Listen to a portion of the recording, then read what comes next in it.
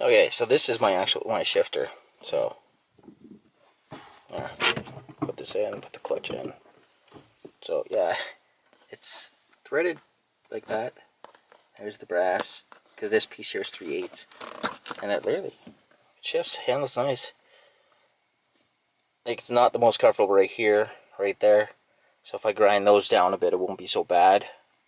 But be sanding.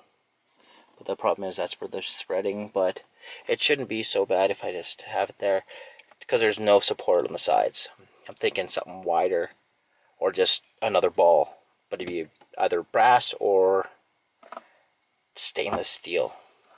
I was thinking about a trailer hitch, but no. So that is what the shifter is, and it works.